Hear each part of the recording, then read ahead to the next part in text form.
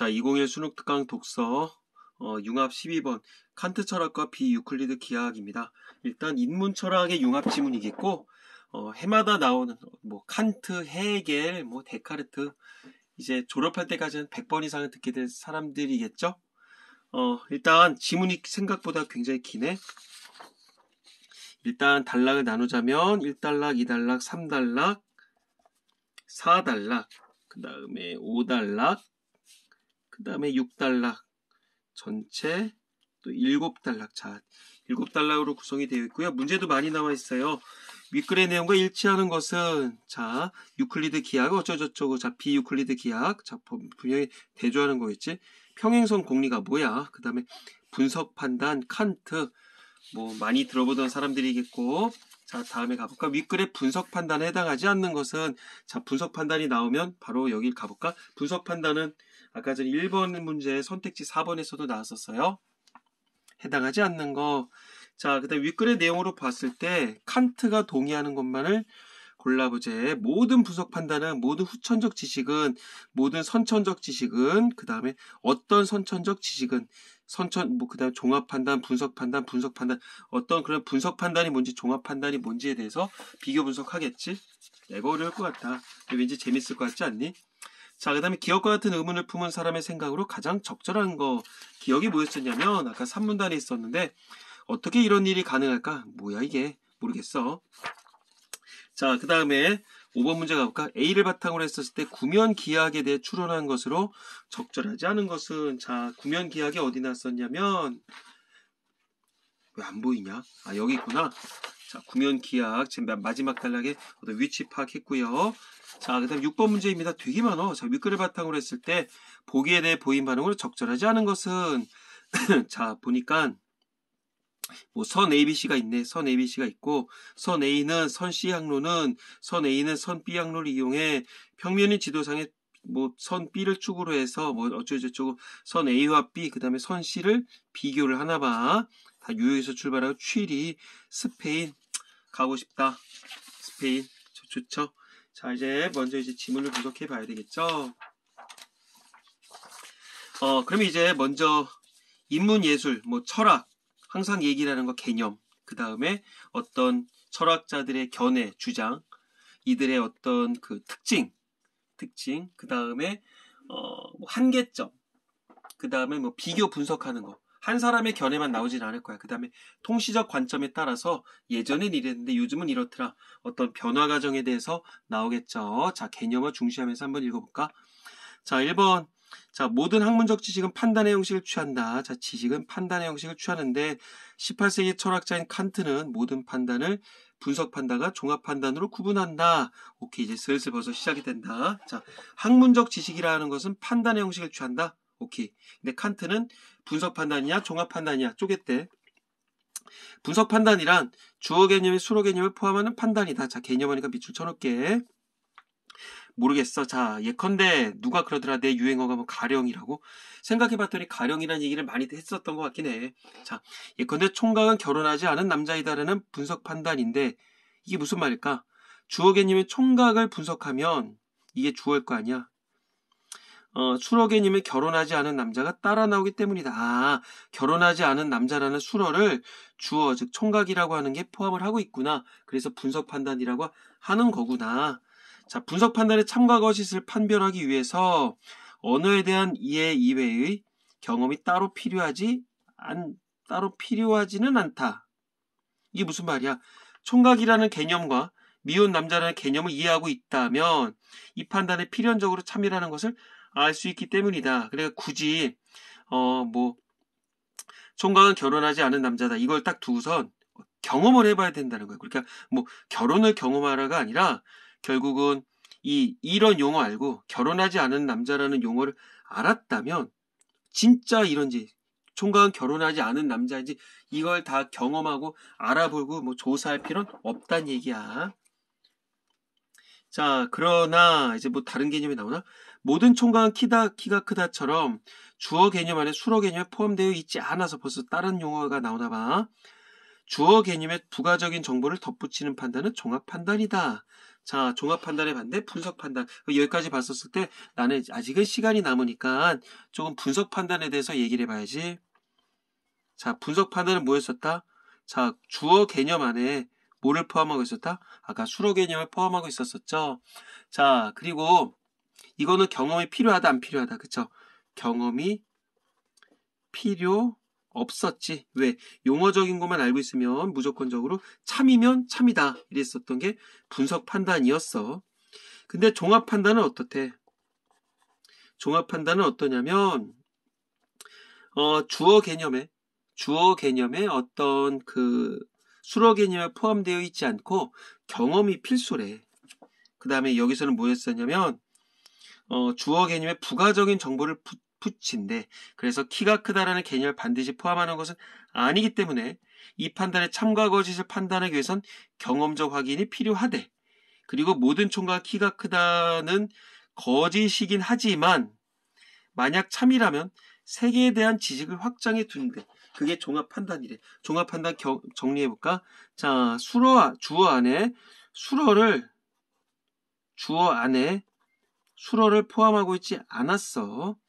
그 다음에 참과 거짓 판단에 서 경험적 확인이 필요하대. 아까 전에 분석 판단에선 경험이 필요 없었잖아. 근데 이거는 경험이 필요하대. 그리고 이건 거짓이야. 모든 총각은 키가 크다. 뻥이야. 근데 만약에 이게 참이라 치자. 그럼 어머 진짜 모든 총각은 키가 커? 이렇게 우리에게 새로운 걸 알려준다는 얘기겠지. 자, 세계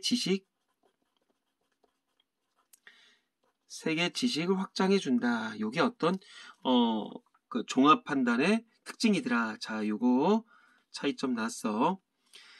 자, 칸트는 하기는 사실 여기까지 보고서라서 하나 문제를 슬쩍 풀 수 있는 게 있었거든. 근데 요거 아까 전에 1번 선택 1번 문제에서 하나 분석 판단이야 용어가 나왔거든. 근데 이제 그냥 가볼게요.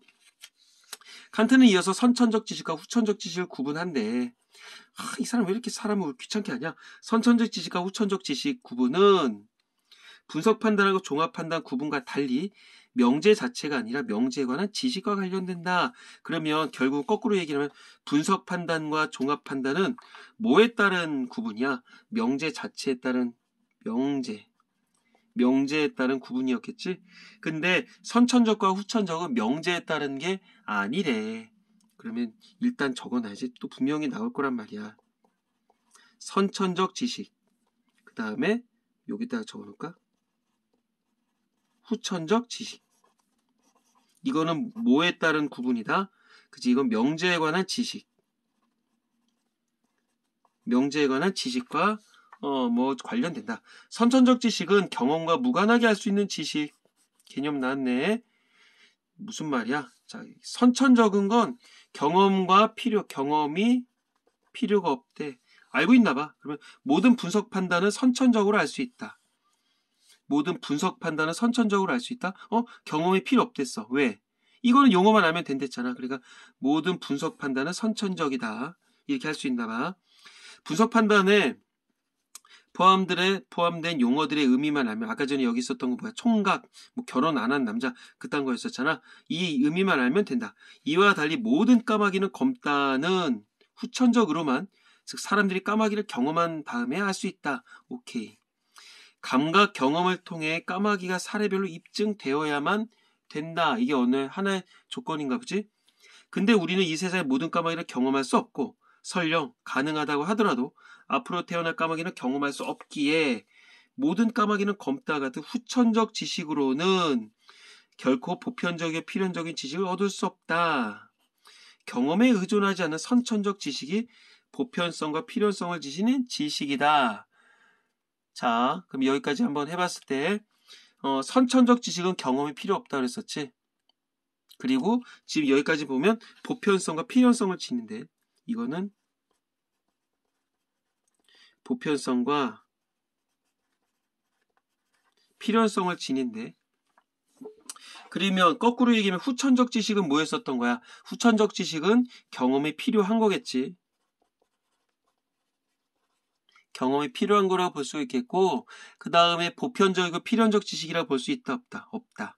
그리고 아까 전에 여기까지 봤었을 때 분석 분석 판단은 무조건 후천적 지식이더라. 이렇게 얘기를 했었어. 자, 바로 가볼까? 3문단으로 가볼게요. 3문단 재밌네. 분석 판단은 분명히 선천적으로 할 수 있다. 분석 판단은 선천적으로 할 수 있다. 총각이 결혼했는지 알기 위해 총각을 조사할 필요가 없거든. 용어만 알면 되거든. 그리고 모든 까마귀는 검다처럼 오직 후천적으로만 알 수 있는 진술이 종합적이라는 것도 논란의 여지가 없다. 후천적으로만 알 수 있는 진술이 종합적이라는 것도 논란의 여지가 없다. 후천적인 건 종합적이다? 뭐야, 여기 있네. 아, 분석적인 건 선천적이었고 후천적인 건 종합적이다. 이렇게 결론 내릴 수 있다는 거 아니야? 이게 무슨 말일까? 경험으로만 알 수 있는 진술들은 이거 경험으로만 알 수 있는 진술들은 수로에 나타나는 것, 즉 검다 그것이 주어에서 언급된 것, 즉 까마귀를 넘어서기 때문이다. 이게 무슨 말이야? 결국 검다라고 우리가 알고 있었던 거 선천적으로 아는 게 아니잖아. 결국 내가 경험해 본 바에 의해서 검다라고 하는 걸 알았지. 이 진술은 이 검다라고 했었던 건 이 주어 까마귀를 넘어서기 때문이다. 까마귀만 검은 건 아니잖아.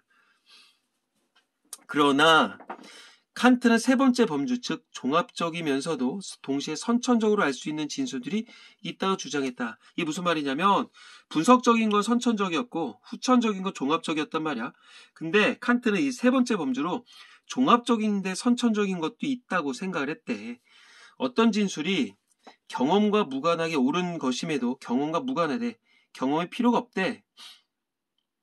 그리고 분석 판단과 달리 경험과 무관하게 옳은 것임에도 경험과 무관하게 옳다는 얘기는 이거 그거잖아. 경험과 무관하다는 얘기는 이거 그 선천적이라는 얘기인데? 맞죠? 경험과 무관하다는 얘기는 선천적이겠고 분석 판단과 달리 낱말의 의미에 관한 지식이 아니라 언어 바깥의 세계에 관한 지식을 제공할 수 있다. 그치? 언어 바깥의 지식을 제공하는 건 종합적이었잖아. 그럼 이거네. 요게 쪼갰을 때 종합적인 건 요 뒤에 거. 그리고 경험과 무관하게 옳은 거. 이건 선천적. 이렇게 정리를 할 수가 있을 것 같은데. 이런 게 있다고 이 칸트는 얘기를 했었대. 자, 그러면 어떻게 이런 일이 가능할까? 이런 일이라는 건 뭐야? 종합적이면서도 선천적이다. 즉, 경험이 필요 없고 보편적이고 필연적이면서 그리고 주어가 수로를 포함하지 않는데 경험이 필요한 거 그리고 어떤 세계의 지식을 확장해 줄 수 있는 게 있느냐 이런 것들에 대해서 칸트가 얘기를 했었대. 자, 그럼 여기서 기억에 대해서 문제가 나왔었으니까 뒤에 거를 정리를 하고 나서 다음 단락으로 넘어가는 게 좀 약간 수월하지 않을까 싶어요. 자, 1번 문제 가볼까? 여기서도 건드릴 수 있는 게 있었으니까 1번 유클리드 기하 이런 거 유클리드 기하가 아직 안 났어. 그 다음 비유클리드 아직 몰라. 평행선 몰라. 분석 판단 아까 세계에 대한 인식을 확장해 준다? 맞나? 세계에 대한 인식을 확장해 주는 건 아까 전에 뭐였어? 종합 판단이었지. 틀렸네. 그 다음에 칸트에 따르면 지식은 경험에 의해서만 나온다. 경험에 의해서만 나온다? 경험이 필요한 건 종합 판단이었고 경험이 필요 없는 건 분석 판단이었거든. 그러니까 그 다음에 지식 같은 경우는 어땠어? 선천적 지식이 있고 후천적 지식이 있었는데 경험에 의해서만 나오는 건 뭐야? 후천적 지식이었지. 근데 선천적인 것도 있잖아. 선천적인 것도 있거든. 그러니까 이것도 틀렸지. 자, 그럼 이제 선택지는 3가지로 줄었어. 자, 그러면 이제 어떻게 이런 일이 가능할까? 기억에 대해서 물었었던 4번 가볼까? 4번 문제. 자, 기억과 같은 의문을 품은 사람의 생각으로 가장 적절한 거. 1번. 경험과 무관한 진술이 낱말의 의미에 의해 어떻게 옳음이 결정될 수 있을까? 자, 경험과 무관한 진술이 낱말의 의미에 의해서 어떻게 옳음이 결정돼? 낱말의 의미랑 관련이 있었던 건 뭐였어? 이거 분석 철학이었지? 분석 철학이었고 경험과 무관하대. 그러면 경험과 무관하다는 얘기는 선천적이었던 거 아니야? 선천적. 근데 여기서 구하는 거, 이 기억에서 구하고자 했었던 건 뭐야? 선천적이면서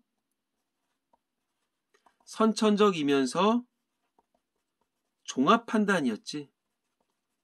선천적 지식이면서 종합 판단을 구하는 거였어. 그러니까 1번은 아니겠죠. 그 다음에 2번 세계에 관한 진술이 옳다는 것을 어떻게 낱말의 의미에 의해서만 결정할 수 있을까? 세계에 관한 진술이 옳다는 거. 세계에 관한 진술 이거 뭐에서 아까 전에 종합 판단에 대한 얘기였죠. 종합 판단. 그 다음에 어떻게 낱말의 의미에 대해서 낱말의 의미에 관련한 건 분석 철학이었네. 그러면 이거 상관없죠. 종합 판단에 이거는 뭐라 그래야 되는 거야? 낱말의 의미. 이런 분석 판단이겠지. 분석 판단에 이거 세계에 관한 진술이 옳다. 이거 뭐 상관없겠지. 세계에 관한 진술이 옳은 건 아까 전에 종합 판단이었으니까 앞뒤가 안 맞죠. 그 다음에 3번 세계에 관한 진술인데도 그것이 옳다는 것을 어떻게 경험하지 않고서도 알 수 있느냐. 세계에 관한 진술이 뭐였었어? 세계에 관한 진술이라 함은 이게 세계에 관한 진술이니까 종합 판단이었던 거지. 종합 판단이고 그 다음에 그것이 옳다는 걸 어떻게 경험하지 않고서도 알 수 있느냐. 경험하지 않고서 알 수 있다는 얘기는 선천적이네. 그러면 선천 플러스 종합 판단 이거네. 그럼 3번이겠다. 그 다음에 낱말의 의미에 의해 옳음이 결정되는 진술이 낱말에 의해 결정되는 게 뭐였어서 낱말. 이거는 어떤 분석 철학에 대한 얘기였죠. 분석 철학. 그 다음에 어떻게 세계에 관한 지식을 제공할 수 있느냐. 세계에 대한 지식 제공하는 게 뭐였다? 종합이었죠. 종합 플러스 분석? 아니었지. 그 다음에 경험에 의해 옳음이 밝혀지는 진술인데도 어떻게 경험에 의해서 밝혀지는 거 뭐였었어? 후천적인 거였죠. 이거 후천적이었어. 그리고 어떻게 언어에 대한 이해 이외의 경험이 따로 필요하지 않느냐. 언어에 대한 이해 이외의 경험이 따로 필요하지 않는가. 이거는 어떤 분석 판단에 대한 얘기였죠. 그래서 여기서는 선천적 지식 플러스 종합 판단의 어떤 그 조건을 부합하는 걸 찾아야 되는 거니까 3번으로 가면 되겠지. 어려울 것 같은데 별거 막상 뚜껑 열어보니까 어려웠던 건 아니야. 자, 그 다음에 5번과 6번은 다 보고 해야 될 것 같아요. 자, 그럼 다음 단락으로 가볼까? 이제 슬슬 더 복잡해지는 것 같아. 재밌네. 자, 4단락. 칸트는 학문적 지식이란 필연적이고 보편적이면 필연적 보편적 이거 뭐였어? 후천적이었어? 선천적이었어. 이거 선천적이었죠. 이거 선천적. 동시에 세계에 대한 지식을 확장해 줘야 한다고 생각했다. 세계에 대한 지식을 확장해 주는 거 뭐였었다? 이거는 종합 판단이라고 아까 전에 분명 정리를 했어. 종합 판단. 그게 결국 학문적 지식이란 얘기겠지. 학문적 지식 뭐다? 선천적 플러스 종합 판단이란 얘기야. 자, 다시 말해서 학문적 지식은 선천적이면서도 종합적인 뭐야? 여기 그대로 나왔네. 굳이 얘기 괜히 했네. 자, 선천적인 종합 판단은 어떻게 가능한가라는 것이 칸트의 순수 이성 비판의 핵심적 질문이다. 어렵다. 야.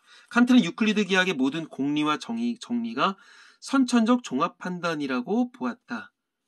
유클리드 기하학의 모든 공리와 정리가 선천적 종합 판단. 이걸 짬뽕을 해서 선천적 종합 판단이라고 하는구나. 뭐가? 유클리드 기하학이. 누가? 칸트가. 가령 직선은 두 점 사이에 그럼 참 여기서 이따 공리와 정리에 대해서 좀 얘기를 해야 될 것 같은. 그 공리와 정리를 좀 얘기를 하자면 글쎄 이거는 우리 학생들이 더 잘 알겠지만 내가 아는 선상에서 공리는 무증명 명제라고 알고 있어. 무증명 명제. 그러니까 조건이 없이 전제된 명제. 조건 없이 전제된 명제. 그러니까 우리 흔히 말하 이제 대전제라고 틀리면 안 되는데 흔히 말해 이제 대전제라고 볼 수 있을걸? 내가 아는 건 그런 거야. 어떤 자명한 것이라고 누구든지 이거 그런 거야. 자명한 것이라고 생각되는 명제. 이걸 공리라고 얘기를 하고 정리는 뭐 피타고라스 정리 뭐 그런 거 있잖아. 그래서 이거 공리 나올 때 이게 왜냐면 몇 년 전에 그 무슨 또 모의고사에 나온 적이 있거든. 공리가 있고 공준이 있고. 근데 공준의 개념은 사실은 지금 잘 기억이 안 나는데 공준보다 좀 더 일반화된 게 공리라고 내가 들은 적이 있거든요. 어쨌든 뭐 요 정도 가시고 정리는 공리와 정의에 의해서 공리와 정의에 의해 증명이 된 사실. 증명이 된 사실이다. 그래서 수학적으로 증명된 참인 명제.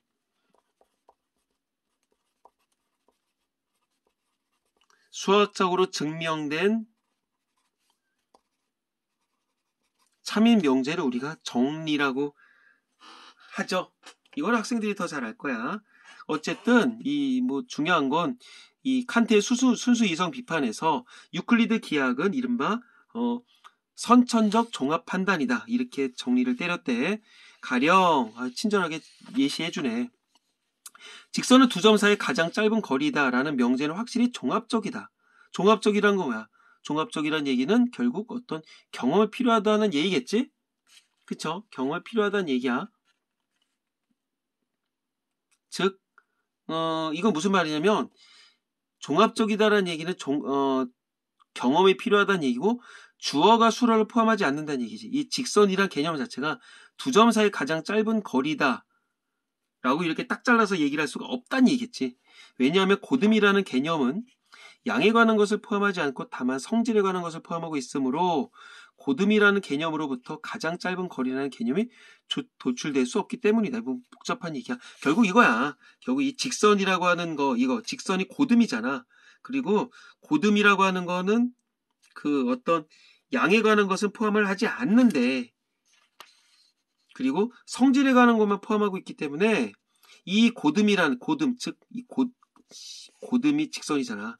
이 개념에서 가장 짧은 거리라는 개념이 뽑아 나올 수 없다. 근데 분석은 뭐였어? 주어 안에 수서가 포함이 됐다며. 근데 이건 그렇게 안 나온다는 얘기지. 그러니까 종합 판단이란 거죠. 한편 직선은 두 점 사이의 가장 짧은 거리다 라는 명제는 직관에 의해 절대적 확실성이 보장되기 때문에, 다시 무슨 말이야? 그래, 친절하게 얘기를 해준다. 종이에 점을 찍고 선을 그려보는 경험에 의하지 않고서도 전적으로 확실하기 때문에 선천적이다. 왜? 직선은 두 점 사이의 가장 짧은 거리다. 안 그려봤어. 근데 딱 머리 떠오르자마자 가장 짧은 거리, 맞잖아. 이렇게 우리가 알 수가 있는 거지. 절대적 확실성이 보장이 되니까 그냥 경험이 필요 없어. 그러기 때문에 선천적이야. 그치? 그래서 칸트는 유클리드 기하학이 선천적 종합명제가 존재함을 보증한다고 생각했다. 선천적 종합명제. 이게 결국 순수 이성 비판에서 나왔던 거겠고, 결국 이것이 학문적 지식이라고 누가 얘기했다? 이 칸트님께서 얘기를 하셨다는 거겠죠. 그래서 칸트는 유클리드 기하학의 선천적 종합명제가 존재함을 보증한다고 생각했고, 이러한 칸트의 철학적 인식, 뭐야? 이런 건 철학과 과학 발전의 중요한 근간으로 자리 잡게 됐다. 자, 그렇게 가시면 될 거야. 그러면 여기서 좀 말장난 한 것 같은데 한번 가볼까 이거? 이 아까 위에서 공리 정리 때문에 그런데 유클리드 기하학의 모든 공리와 정리가 선천적 종합 판단이라고 봤대. 그러면 이거 이렇게 볼 수 있는 건가? 요 지금 문장을 이렇게 볼 수 있나? 모든 선천적 지식은 종합 판단이다. 이렇게 볼 수가 있는 것과 아니면은 어떤 선천적 지식은 종합 판단이다. 또 안 보인다 그러네. 자, 이거 문장은 모든 선천적 지식은 종합 판단이다. 이렇게 볼 수가 있는 것과 종합 판단이다. 이렇게 볼 수가 있는 것과 잘 보면 유클리드 기하학의 모든 공리와 정리가 선천적 종합 판단이다. 라고 했었으면 이게 모든은 아니잖아. 유클리드 기하학에 있는 거 모든 것만 그런 거지 아닌 것도 있을 수 있잖아. 그러니까 어떤 선천적 지식은 종합 판단이다. 이게 맞다고 봐야 되겠지. 왜냐하면 여기서 얘기하는 모든 공리와 정리는 유클리드 기하학에 있었던 것만 얘기를 하는 거니까 그렇게 보면 될 것 같아요. 자, 그러면 이제 다음 페이지 읽으려 봤었더니 지문이 기네. 큰일 났다 이거. 자, 유클리드 기하학의 선천적이라는 믿음은, 선천적은 아까 전에 뭐 했었다? 경험이 필요 없고 보편적 필연적인 거였지. 비유클리드 기하학의 출현으로 오랍시오. 자, 상대 급부가 나오네. 칸트가 선천적으로 보았던 명제들이 결국은 경험에 기반하고 있었다는 점이 밝혀져서 무너지게 됐다. 어랍시 이게 무슨 말이야? 선천적은 아까 전에 경험이 필요 없는 거였잖아. 근데 비유클리드라고 하는 게 짜잔 나타났어. 그러면서 얘기하는 거지. 야 칸트, 네가 얘기했었던 유클리드 기하학에 그 선천적이라며? 아니잖아. 아니잖아. 야, 그 결국 경험에 기반하는 거 아니야? 이게 밝혀진 거지. 그러니까 이런 그 유클리드 기하학의 어떤 뭐 정리가 무너졌다고 얘기를 해야 되나? 이렇게 볼 수가 있는 거이고, 결국은 이걸 정리하자면 앞에 문단에 나왔었던 거를 이용해서 한다면 이거라고 볼 수가 있을 것 같아. 직관에 의해 절대적 확실성이 보장된다고 볼 수 없다. 이거겠지. 요 얘기는 결국은 이렇게 정리해보면 될 것 같아. 직관에 의해 절대성이 보장된다고 볼 수 없다. 볼 수 없기 때문에 이게 깨졌다는 얘기겠죠. 자, 다음에 기원전 350년경 쓰인 유클리드 기하학 원론에는 5가지의 공리가 제시되어 있대. 이 중 5번째 공리는 매우 복잡하지만 평행선 개념을 사용해서 직선 밖의 한 점에서 이 점을 지나 주어진 직선에 평행한 직선은 오직 하나만 존재한다라고 기술할 수 있다. 뭔 말이야? 직선 밖의 한 점에서 이 점을 지나서 이 점을 지나서 주어진 직선에 평행한 직선은 오직 하나만 존재한다. 슝. 요거겠지. 이와 동치인 또 하나의 공리는 동치? 같은 위치? 이렇게 볼 수 있나? 또 하나의 공리는 모든 삼각형의 내각의 합은 180도라는 공리이다. 맞잖아. 근데 평행선 공리를 이걸 검증하려면 두 직선을 무제한 늘려야 한대. 미쳤어? 이거 평생 늘려? 이는 우리가 경험적으로 검증할 수 있는 명제가 아니다. 평생 늘린다고 해서 뭐 지구 끝, 우주 끝까지 나갈 수 있는 건 아니잖아. 그러니까 경험적으로 검증할 수 없는 거겠지. 결국은 비유클리드 기하학에서는 이러한 공리들이 항상 성립한다고 볼 수는 없대. 이 사람이 얘기를 한 거야. 자, 무슨 말인지 모르겠다. 어렵죠? 자, 그럼 여기까지 봤었을 때, 자, 육문단으로 넘어가겠어서 한번 쉬었다 갈까? 자, 1번 선택지에서, 1번 문제에서 유클리드 기하학은 칸트에서 정립됐다. 칸트에서 정립됐다고 봐야 되나? 자, 칸트는 유클리드 기하학의 모든 공리와 정리가 선천적 종합 판단이라고 말했다. 이거지. 그러니까 이미 유클리드 기하학은 이미 있었던 거지. 그러니까 칸트에서 정립됐다고 볼 수는 없어. 이 아까 전에 어디 났었냐? 여기 있었지. 여기. 요거. 칸트는 유클리드 기하학의 모든 공리와 정리가 선천적 종합 판단이라 봤었으니까 이른바 유클리드 기하학은 이 칸트 이전에 있었던 거지. 틀렸고. 비유클리드 기하학은 선천적인 명제를 다룬다. 선천적인 명제를 다룬다. 맞나? 이거 지금 오문단에 나왔던 건데 선천적 명제를 다룬다. 아니지. 비유클리드 기하학의 출현으로 선천적으로 봤었던 명제들이 결국은 경험에 기반하고 있었다. 이게 딱 얘기가 나오면서 와르르 무너졌던 거죠. 그러니까 2번도 틀렸네. 그다음에 3번 평행선 공리는 경험적으로 입증이 불가능하다. 이거 나왔네. 있는 그대로 나왔네. 3번이 맞았어요. 증명하려면 직선을 무제한 늘려야 되는데 그게 실질적으로 경험치로 할 수가 없는 거겠지. 자, 그러면 이거 어렵다 야. 다음에 이런 얘기 하지 말아야지. 다음에 6달러. 과거에는 지구가 평평하며 인간은 그런 평면 위에서 살고 있다고 믿었대. 과거에는. 후에 지구는 둥글다는 것이 밝혀졌지만 유클리드 기하학은 평면을 다루고 있었다. 오케이. 그럼 비유클리드는 평면을 다루는 게 아닌가? 우리가 그런 짐작을 할 수도 있겠지. 자, 그렇다면 지구를 완전한 구라 생각하고 이와 같은 구면에 적합한 기하학에 대해 생각을 해보자. 구면 위에서의 직선은 무엇일까? 오케이. 구의 중심을 기준으로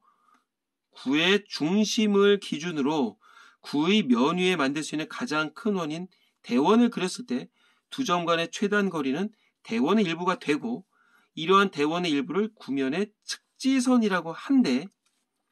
야, 뭔 말이냐? 그림을 그려야 될 것 같아. 이해가 안 돼. 구의 중심을 기준으로 자, 구를 내가 입체적으로 그릴 수 없으니까 이 구라 치자. 구라 쳤어. 구라 쳤다? 아니지. 구라고 얘기를 했어. 구라고 생각을 해서 구의 중심이라 치자. 이게 지금 이 원이 아니야. 이 동그란 공 같은 거야. 공 같은 거를 그렸고 더럽게 못 그렸다. 자, 구의 중심을 기준으로 구의 면 위에 만들 수 있는 가장 큰 원인 대원을 그렸을 때, 그러니까 그 공을 그렸다 쳐. 그러면 공 가운데다가 딱 이렇게 찍고서 이렇게 그린 거, 이렇게 그려야 되나? 이렇게 그리면 될 것 같은데?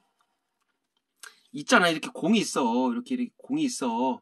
야, 이거 동그란 게 없네. 그러면 여기 가운데다 뻥 뚫고서 이렇게 그린 거지. 이렇게. 그럼 이렇게 그린 게 아니라 수없이 많이 그릴 수 있을 거 아니야. 그러니까 이렇게도 그릴 수 있겠지? 그쵸? 이렇게 잘했네. 그럼 가장 큰 원을 그렸을 때 두 점 간의 최단 거리. 두 점? 대충 여기 찍을까? 여기랑 여기 찍었어. 두 점 간의 최단 거리는 대원의 일부가 되고. 맞지? 이게 여기 제일 가깝겠지. 이러한 대원의 일부를 구면의 측지선이라고 한다. 자, 요런 거, 결국 요런 것들도 측지선이 되는 거겠지. 따라서 가장 합리적인 답변은 대원을 직선이라고 정의하는 것이다. 직선이 아까 전에 뭐였으니까? 가장 짧은 선이었었으니까. 두 점 사이 가장 짧은 거리다. 라고 아까 전에 4단락에서 나왔었지. 그러니까 결국, 대원을 직선이라고 정의한대. 따라서 구면에서의 직선은 유한한 길이를 갖는다. 구면에서의 직선은 유한한 길이를 갖겠지. 이렇게. 또한 두 점 사이의 최단 거리를 구면거리라 한대. 두 점 사이의 최단 거리. 이걸 구와 구의 면 사이에 있어서 구면거리라고 하나? 구면거리는 두 점을 잇는 측지선이 된다. 지금 있는 그대로 계속적으로 울거먹고 있네. 그 얘기가 나오고 있어. 이에 따르면 모든 경선과 적도를 통과하는 위선은 그 자체가 대원이므로 직선이다. 자, 경선, 위선. 야, 많이 나온다. 경선은 우리 중학교 때 그런 거 배웠잖아. 가위세견. 가로선은 뭐 위선. 그래서 북이, 남이 이렇게 있었었고 이렇게 나누는 거 있었잖아. 그 다음에 경선은 뭐 가위세경에서 세로선은 경선이었어. 뭐 영국의 그리니치 천문대 막 그런 거 얘기했었잖아. 이게 세로선이었었는데 경선과 이런 경선이 무지하게 많겠지. 뭐 겁나게 많을 거야. 이 경선과 적도를 통과하는 위선, 적도를 통과하는 위선이 요거잖아. 이게 가로축이잖아. 위선은 그 자체가 대원이므로 직선이다. 내가 지금 그린 거네. 요거랑 요게 결국은 구면 위에 있는 거겠고, 결국은 이게 대원이고, 이런 걸 지금 우리 눈으로 볼 땐 이렇게 곡선처럼 보이겠지만 이 자체가 직선이라는 얘기겠지. 이러한 정의로부터 우리는 구면 위에서 삼각형을 그릴 수 있다. 우리가 생각하는 이 삼각형은 이러겠지만 여기서 삼각형은 뭐겠어? 이렇게 그림을 펜이 잠깐만. 야, 이 펜이 필요할 줄 몰랐다. 자, 이렇게 가볼게. 이렇게 그다음에 이렇게 이것도 삼각형이 된다는 얘기겠지. 자, 그래서 구면 위에서 삼각형을 그릴 수 있다. 북극에서 적도로 내려오는 경선 두 개, 그치? 슝슝 이렇게. 그 다음에 그 둘을 연결해 적도상의 선분을 취하면 삼각형이 만들어진다. 이때 만들어진 삼각형의 내각의 합은 180도보다 크게 된다. 맞지? 여기 둥그렇잖아. 180도보다 크네. 그러니까 이거를 뼈 돌려서 본다면 이런 식으로 우리가 이게 생각할 수가 있겠지. 따라서 비유클리드 기하학에선 평행선 공리가 성립하지 않게 된다. 이거 뭐 뜬금없는 얘기야. 왜 갑자기 평행선 공리가 성립하지 않지? 그치? 아까 전에 똑같은 동치였었던 모든 삼각형의 내각의 합은 180도이다. 근데 위에서 이게 맞으면 이것도 맞는 거 아니야? 근데 이거보다는 180도보다 크다며. 그러니까 평행선 공리도 성립하지 않게 되는 거겠지. 위에 있었던 것도 이런 거랑 연결지으면 될 것 같아. 자, 지구 표면에 그린 삼각형의 내각의 합은 이거야, 이거? 내각의 합은 삼각형의 크기가 작을수록 삼각형의 크기가 작을수록 180도에 가까워진다? 근데 그 크기가 커질수록 180도에서 벗어나게 된다? 왜 그럴까? 지구 표면에 그린 삼각형의 내각의 합, 삼각형의 크기가 작을수록 선분이 작아질수록이란 얘기는 이렇게 되면 180도에 가까워진다. 근데 커질수록 180도에서 벗어나게 된다. 그러니까 작을 때는 원형이 뭐 없나 봐. 그러니까 점점 커지면서 완전한 뭐 구의 모습을 갖추나 보지. 그런 얘기인 것 같아. 자, 그럼 여기까지 봤을 때 여기 좀 정리하고 갈까? 이와 같은 구면 위에서 성립하는 비유클리드 기하학을 구면 기하학이라고 한다. 한편 말 한 장 모양의 곡면에서의 비유클리드 기하학은 또 쌍곡 기하학이라고 하는데 여기서 삼각형의 내각의 합은 또 이거는 180도보다 작다. 야, 오랜만에 그림 그리네. 말 한 장. 자, 말 한 장을 그리면 이거 어떻게 그려야 되지? 이렇게 이렇게 그리면 될 것 같은데 이렇게 가만히 있자. 이렇게 그리면 될 것 같아. 말 한 장이니까 이거를 그래도 내가 그림을 꽤나 그렸는데 이게 말 한 장 이 정도 생기지 않았나? 여기다 그림을 그리면 이제 가령 삼각형을 그리면 이렇게 된다는 얘기인데 이 안의 각은 180도보다 작다 이렇게 볼 수가 있다는 거지. 자, 좀 말들이 어려운 게 있는데 한번 가볼게. 여기서 아까 전에 이 대원 있었잖아. 이 대원. 자, 구의 면을 만들 수 있는 가장 큰 원인 대원이라 썼단 말이야. 이것도 우리 친구들이 이해를 못할 친구도 있을 것 같아. 그래서 결국 구의 지름을 포함하는 원 이렇게 정리할 수 있지 않을까? 구의 지름을 포함하는 원. 절대 외우면 안 돼. 그냥 쌤이 나름대로 정리를 한 거야. 구의 지름을 포함하는 원. 적고 나니까 맞는 거 같죠? 자, 그 다음에 밑에 두 점 간의 거리는 대원의 일부가 된다. 두 점 간의 거리는 대원의 일부가 된다. 이것도 무슨 말일까? 또 이거 이해를 못하는 친구도 있거든. 왜? 대원의 일부가 된다. 결국 어떤 대원을 이루는 곡선이란 얘기겠지.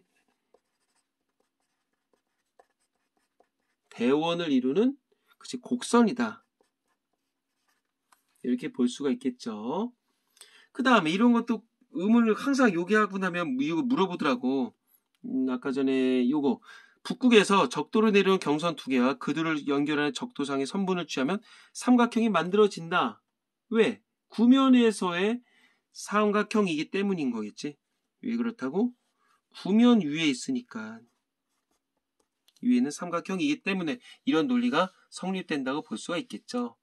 자, 모르겠어. 글씨는 못 썼지만 내가 어떤 내용 전달함에 있어서는 누구보다 그래도 훌륭하다고 내가 호언장담 못하겠지만 다음에 갈게. 마지막 비유클리드 기하학이 나온 다음에 아인슈타인은 갑자기 아인슈타인이야. 우주가 평행하지 않고 중력에 의해서 휘어있음을 보였다. 그리고 일반 상대성, 무지하게 많이 나온다. 공간에 대한 기초 이론을 비유클리드 기하학에서 찾았다. 이처럼 비유클리드 기하학의 출현은 철학에서의 인식뿐 아니라 과학의 발전에서도 새로운 패러다임을 제시해 주었다. 즉 비유클리드 기하학의 출현이 어떤 역사적 의의에 대해서도 얘기를 해줬었네. 자, 쉽지 않고 긴 지문이었었는데 우리 친구를 어쨌든 봤고요. 한번 이제 문제를 풀어봐야 될 것 같지. 자, 1번 문제는 아까 전에 해결했었었고 이거 5문단인데 안 적었구나. 자, 그 다음에 2번 문제 가볼까? 2번 분석 판단에 해당하지 않는 거. 자, 분석 판단이 무엇이었지? 아까 전에 오랜만에 나왔는데 분석 판단 아까 뭐였다? 자, 경험이 필요 없었었고 주어가 수어를 모두 포함하는 관계였죠. 자, 그러면 가볼게. 저 아저씨는 남자이다. 여기서 주어는 일단 뭐야? 저 아저씨는 이겠지? 남자이다. 그러면 결국 아저씨라는 주어 자체가 남자를 포함하고 있네? 그래, 분석 판단 맞네.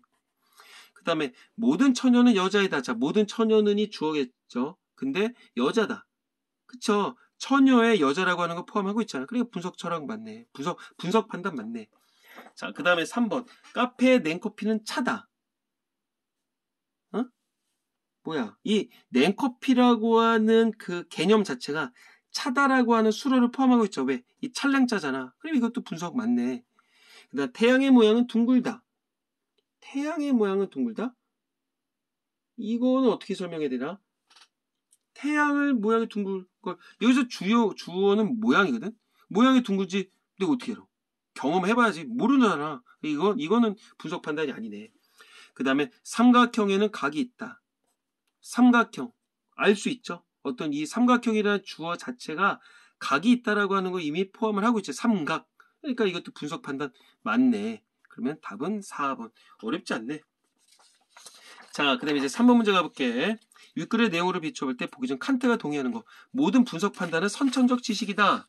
자, 모든 분석 판단은 선천적 지식이다. 아까 맞았고. 그 다음에 모두 후천적 지식은 종합 판단이다. 이거 아까 전에 나왔었죠. 요거 후천적인 건 종합 판단이다. 맞았죠. 그 다음에 모든 여기 있네. 모든 선천적 지식은 분석 판단이다. 어떤 선천적 지식은 종합 판단이다. 아니, 당연히 리을이지. 그러면 기역과 니은과 리을로 고를 수가 있겠네. 이것도 모르는 친구들이 있거든. 자, 한번 다시 얘기를 해줄까? 아까 이거 어디 있었냐면 사문단 보면 될 것 같아.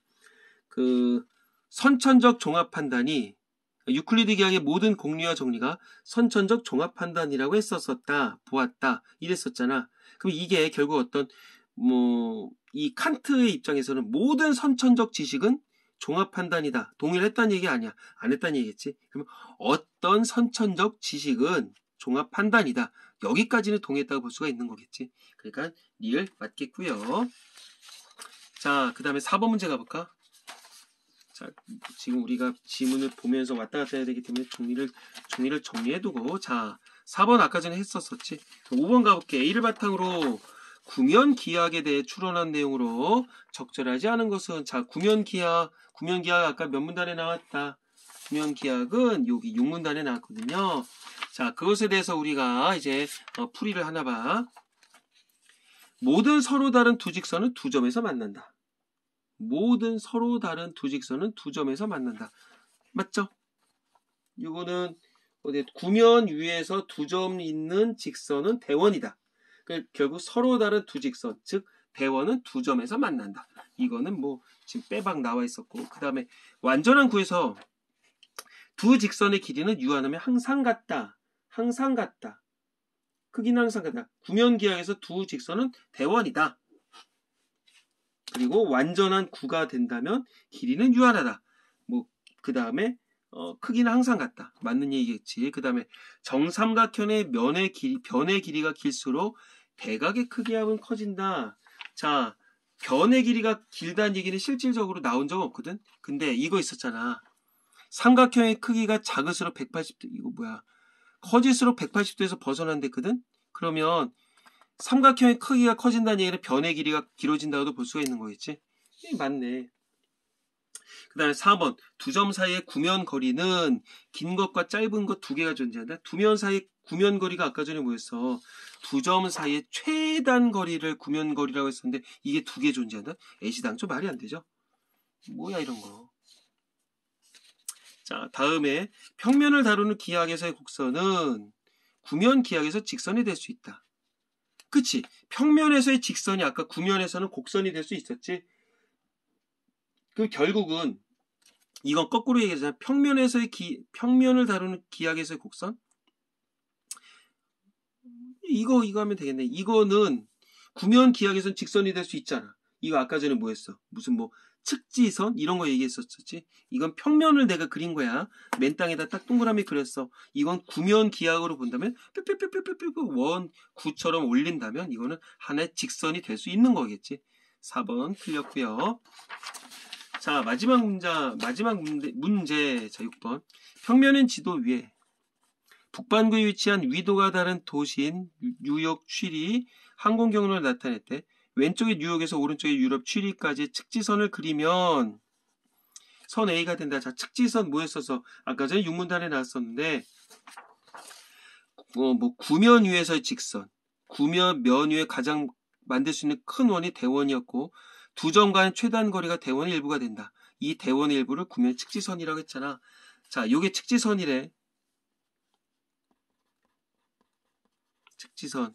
그리고 지도상에서의 최단 거리의 선분을 그리면 지도상에서의 최단 거리의 선분이 B래. 선씨는 뉴욕과 위도가 같은 스페인의 한 도시가 위도가 같은 스페인의 한 도시까지의 지도상의 최단 거리의 선분을 그려 나타냈대. 그리고 완전한 구라고 나타냈대. 자, 몬세라토 그런데 좋죠. 자, 나중에 이제 코로나 끝나면 한번 가봐야 되겠지. 1번 적절하지 않은 거. 자, A는 지구 위에 대원을 그렸을 때 대원의 원호에 해당하겠다. 측지선에 해당하는 거니까 대원의 원호에 해당한다고 볼 수가 있겠지. 그 다음에 C의 항로. C가 아까 전에 뭐였었다? 그치? 위도와 같은 거였었지. C는 이거는 측지선 아니잖아. 그쵸? 측지선이 아니 그리고 결국 위도와 같은 선을 연결한 거겠지. 그러면 위도가 같지만 최단 항로를 비행한 건 아니다. 왜? 측지선이 아니니까. 그러니까 맞는 얘기죠. 그 다음에 3번. 선 A는 선 A는 지도 위에서는 곡선의 구면기하학에서는 직선의 부분에 해당하겠다. 맞죠? 구면기하학에서의 직선의 일부. 이거를 평면기하학에다 이렇게 싹 그린 거니까. 그러면 결국은 어떤 비유클리드 기하학에서 봤었을 때 직선의 일부를 그려놨다. 이렇게 볼 수 있는 거겠지. 자, 4번. 선 B의 항로를 이용해서 이동한다면 선 A의 항로를 택하는 것보다는 시간이 더 오래 걸리겠다. 왜? 선 A가 무슨 선이었어? 측지선이었지. 그러니까 구면 위에서의 최단 거리에 해당하는 거 아니야. 그러니까 결국은 이게 우리가 지금 육안으로 볼 때 이게 더 짧아 보이겠지만 이게 실질적인 최단 거리고 결국 이거는 더 길게 걸리겠지. 그 다음에 평면인 지도상에 선 B를 축으로 해서 선 A를 대칭 이동한 선을 따라 항로를 취하면 선 A의 항로와 거리가 같다? 이게 뭔 소리야? 이게 무슨 말이냐면, 자, 뉴욕이랑 취리를 이었던 게 이 측지선이었지? 측지선이었어. 요 A. 이건 구면 기하학에서는 최단 거리였지. 요거. 구면 기하학에서는 최단 거리가 됐단 말이야. 그리고 최단 거리를 포함하고 있는 이 직선 몇 개야? 이건 한 개지. 그러니까 선 A를 이렇게 대칭 이동해서 선을 만들면 대칭 이동했다. 대칭이 이렇게 그대로 가는 거 아니야. 그럼 이거는 최단 거리가 될 수 있다 없다? 없다. 최단 거리가 될 수 없다. 이렇게 봐야 되겠지. 5번 틀린 얘기네. 자, 재미난 질문이었었고요. 자, 강의가 끝나면 우리 친구들이 다시 한번 꼭 자기만의 용어로 정리를 해볼 필요가 있을 것 같다. 굉장히 입체적인 사고가 필요한 질문이라고 볼 수가 있을 것 같아요.